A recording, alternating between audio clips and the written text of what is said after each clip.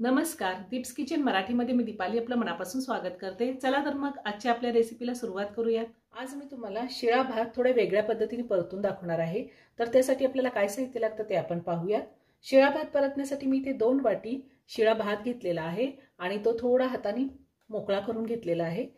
एक लहान साईजची ढोबळी मिरची कट करून घेतली, थोडी कांद्याची पात कट करून घेतलेली आहे, एक छोटी हिरवी मिरची घेतलेली आहे, तीही कट करून घेतली आहे।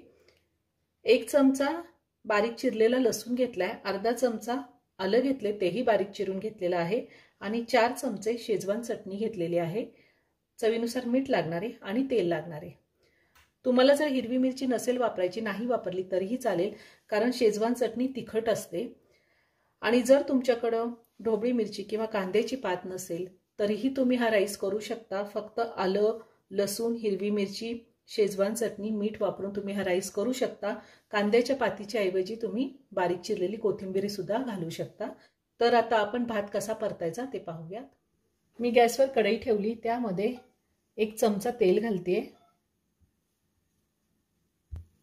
तेल गरम झाले, आपण लसूण घालूया, त्यातच आलं घालायचे आणि हिरवी मिरची घालूया आणि 1 मिनिटभर चांगलं परतून घेऊया।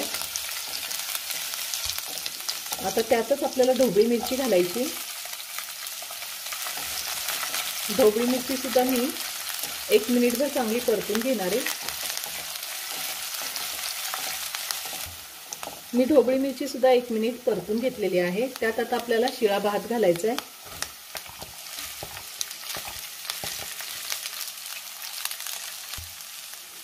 भात आपण थोडा मिक्स करून घेऊया।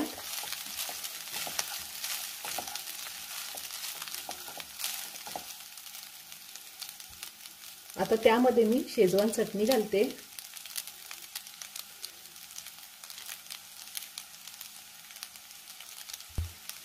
आता आपण राईस पुन्हा मिक्स करून घेऊया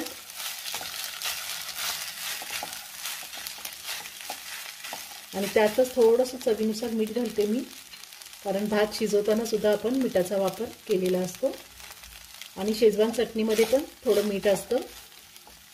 आता पुन्हा व्यवस्थित मिक्स करून घेऊया।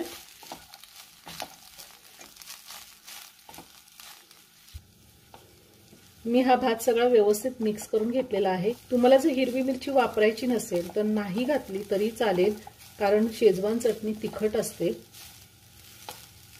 आता मी वरतून कांद्याची पात घालते। कांद्याची पात नसेल, कोथिंबीर चिरून टाकली तरी खूप छान लागते। पुन्हा एकदा व्यवस्थित मिक्स करून घेते आणि एका प्लेटमध्ये राईस काढून घेते। आता मी राईस प्लेटमध्ये काढून घेते।